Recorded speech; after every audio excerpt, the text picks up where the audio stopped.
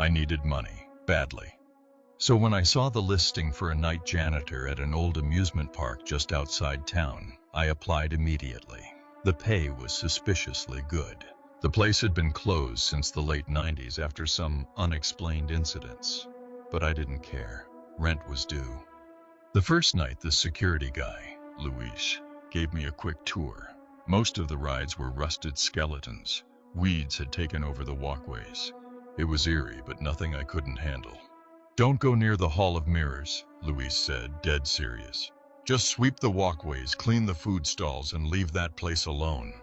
I laughed it off, thought he was messing with the new guy. By 1 a.m. I was almost done.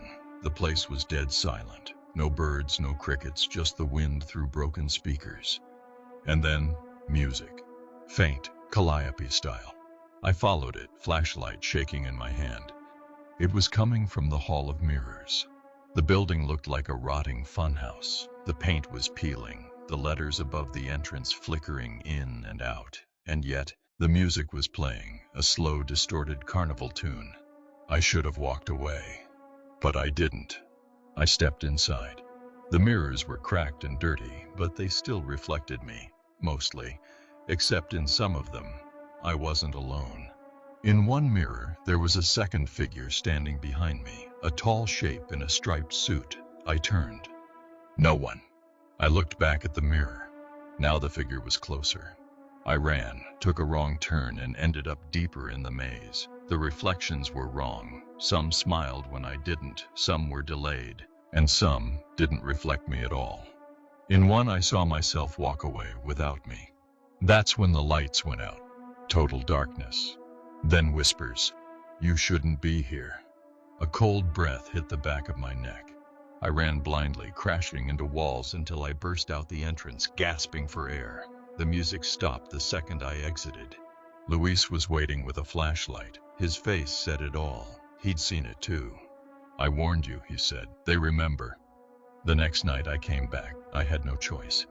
The Hall of Mirrors was boarded up, but sometimes I'd still hear the music and see figures moving behind the cracks in the wood. I don't work there anymore, but I drive past it sometimes. And when I look in my rearview mirror, sometimes I see myself still trapped inside.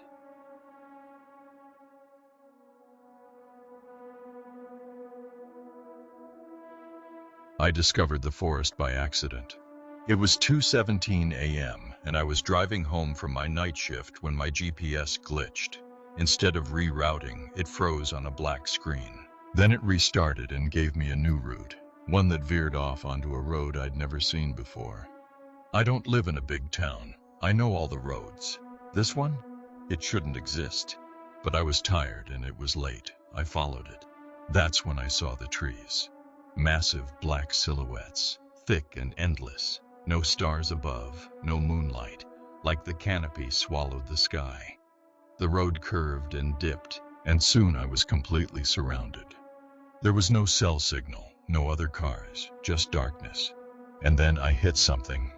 Not hard, just a bump, like I'd driven over a log or a small animal. I stopped and got out, flashlight in hand. There was nothing. No damage, no blood, no animal. But when I looked up, I realized something was wrong. The road behind me was gone. Just trees.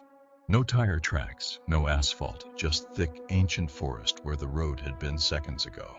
I turned in circles trying to get my bearings. Every direction looked the same, even my phone was dead. I walked for what felt like an hour. No wind, no sounds, not even my footsteps made noise, like the forest was swallowing every sound I made. Eventually I found something. A clearing. In the center was a well, made of stone, old, moss-covered, and next to it, a girl. She looked about 10, pale, wearing a dress from another time. She stared at me, then pointed to the well. "He's waiting," she said. I backed away. "Who's waiting?" She didn't answer. Suddenly I heard whispering from inside the well, a voice like static, calling my name. I ran. Branches scraped at my face and arms. The forest felt alive, like it was shifting to block my path. Every direction I turned, more trees, more shadows. Then I saw it, my car. Exactly where I left it.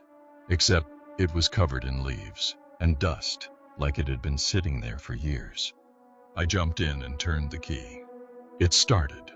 I didn't look back, I just drove. The next thing I remember, I was on the highway. It was 4:23 a.m. 2 hours had passed. The forest?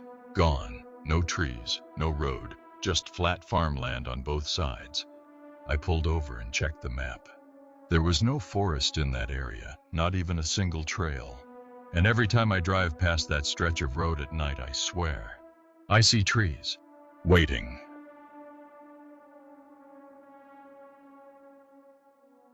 I was driving cross country when I got lost in the mountains. My phone died hours earlier. No GPS, no signal. Around dusk I saw a sign, "Welcome to Belmere, population 601. Never heard of it. But I needed gas and maybe a place to sleep. The town was small. One diner, one gas station, a few shops. Quaint, almost too perfect. People were friendly, smiles a little too wide, eyes a little too still. The weirdness started at the diner. I went to wash my hands and noticed something. The mirror didn't show me. I blinked, looked around. Still nothing. The room was there, the sink, the soap dispenser, but I wasn't. No reflection. I checked my phone's selfie camera. Black screen. I left without finishing my food. At the gas station, same thing. The windows were like black water. No reflections of anything. Not me, not the attendant, nothing. I asked the guy behind the counter, "What's up with the mirrors in this town?" He didn't answer right away. Then he said, "You shouldn't have come here after sunset." He handed me a jug of gas and whispered, "Don't look behind you, just drive, and whatever you do, don't stop." I sprinted to my car and peeled out of there. As I passed the town border, I glanced in my rearview mirror.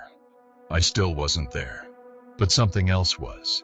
A face, pressed against the glass from the inside.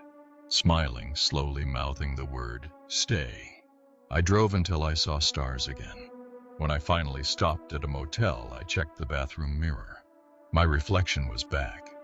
Except, it winked at me, and it's been blinking out of sync with me ever since.